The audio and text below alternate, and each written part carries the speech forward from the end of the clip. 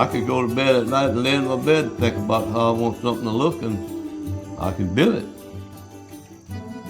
A lot of times you dream about it, sure, but your dream. You can picture it in your dream and know what it's going to look like. Not only my dream, but my mind too, thinking about it, you know.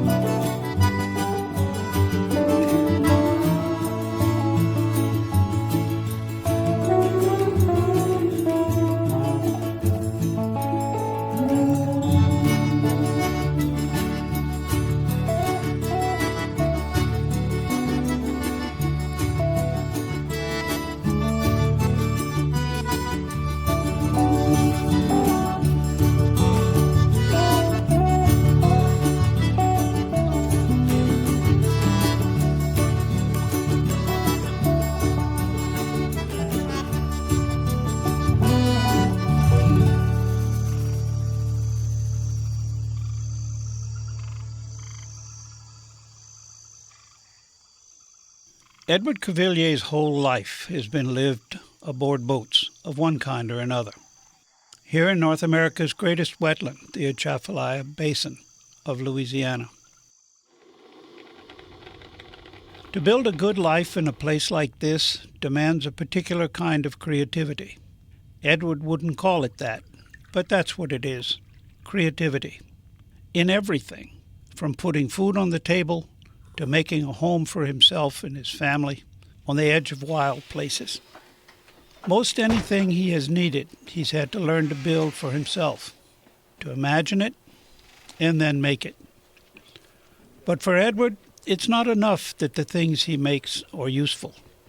They must be beautiful too, especially his boats.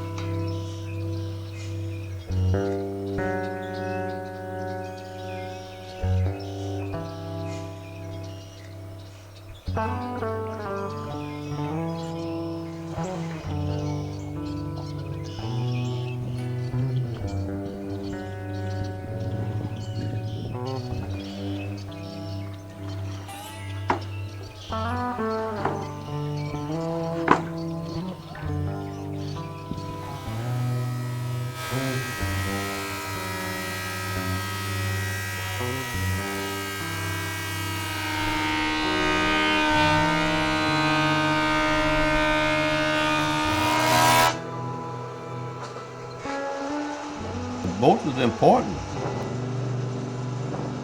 Get around, to travel, go to different places. Back then, you had water all over, and you had to get across a bayou. You had to have a boat, and it was just as important as automobiles or any kind of transportation. Most everybody that had a boat could build a boat, you know.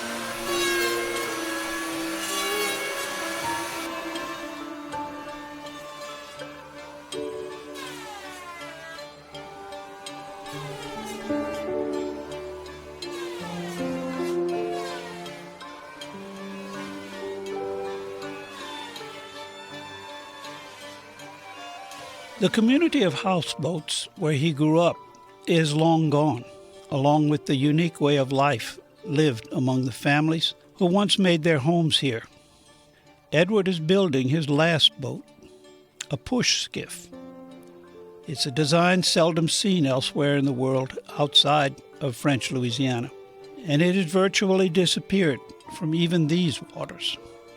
More than 60 years have passed since Edward pushed the long oars of a boat like this. Few living people have ever laid eyes on a push skiff, and almost none knows how to build one. Edward Couvillier remembers, though, and now his sons do, too.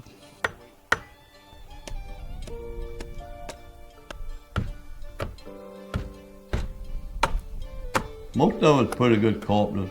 The biggest majority of people could build their own boat, build their own house. Well, they had to know how to fish. All right. They know how to build a boat, most of them. And you had to know how to hunt frogs, kill alligators, skin alligators, stuff like that.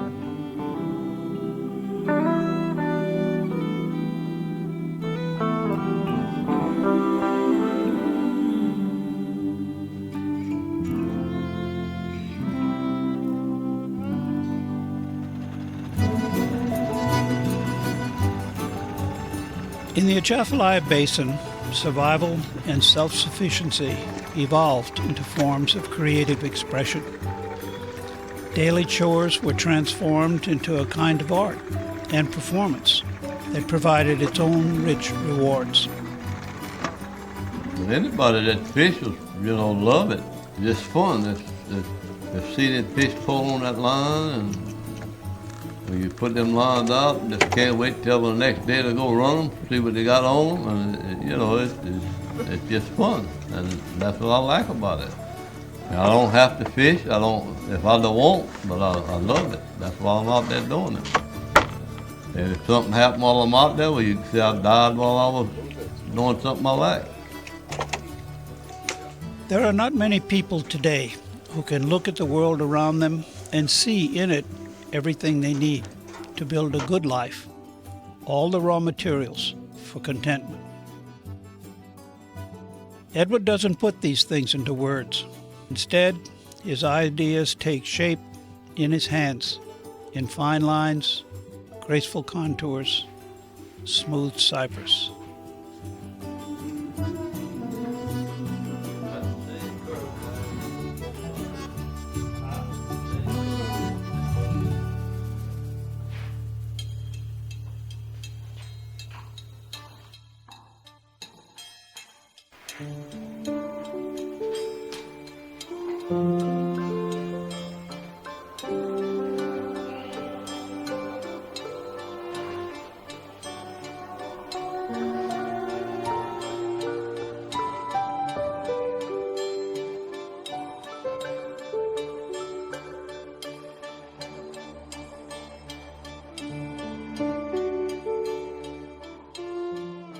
Yeah, I used to build them when I was small, build boats to play with. When you're small, you had to build your own play toys. I used to watch different ones build boats when I was small. We had a lot of people live around us and they'd work on boats and repair boats and different things. My two brothers, both of my brothers could build boats.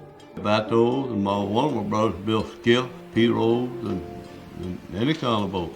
You just pick that stuff up and seeing other people do it. Learn it by watching other people. Look like it, whoa. Man, we need to go back. I am. Fix to go back.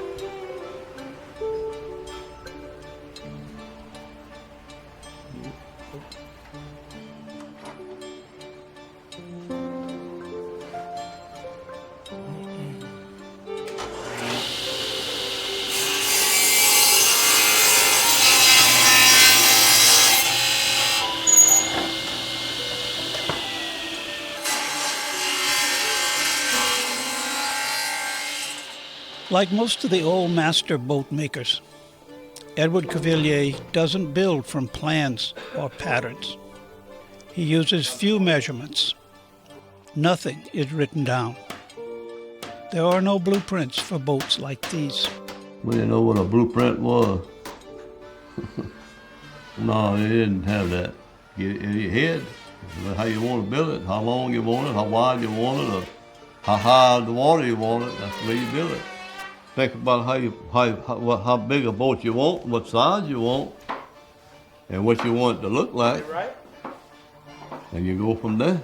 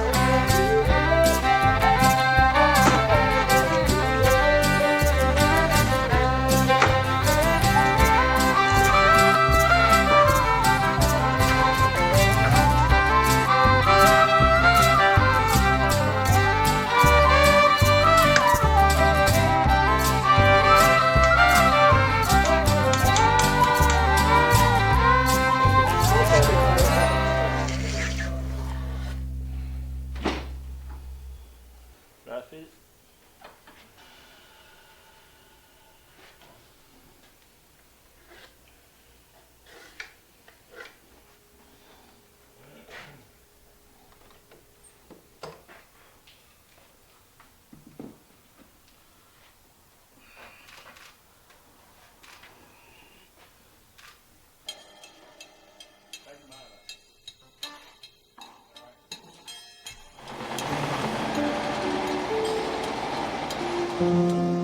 It's a way of thinking that's become unfamiliar to a great many of us. A use of memory and imagination that allows the maker to see a thing that isn't there so vividly, so precisely, that his hands simply give form to what's in his thoughts. To Edward, though, nothing could be more natural. Well, if you look at something, when you look at it, you see what it looked like, huh? You can look at it in your mind. Same thing. When you do it all your life, there's nothing to it, you know. Underneath.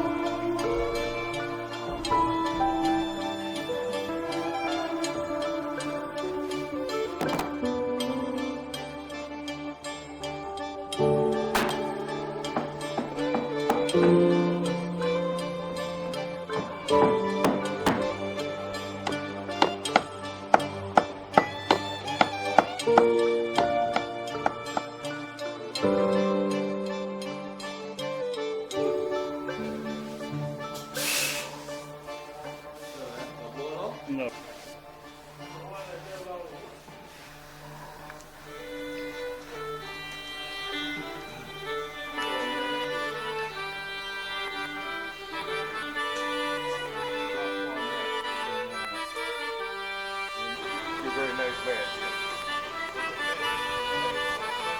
Once, Louisiana waters brought forth some of America's most distinctive boats, but knowledge of their design has been mostly forgotten because they existed only in the memory of old men and in the time they spent teaching their sons, never on paper.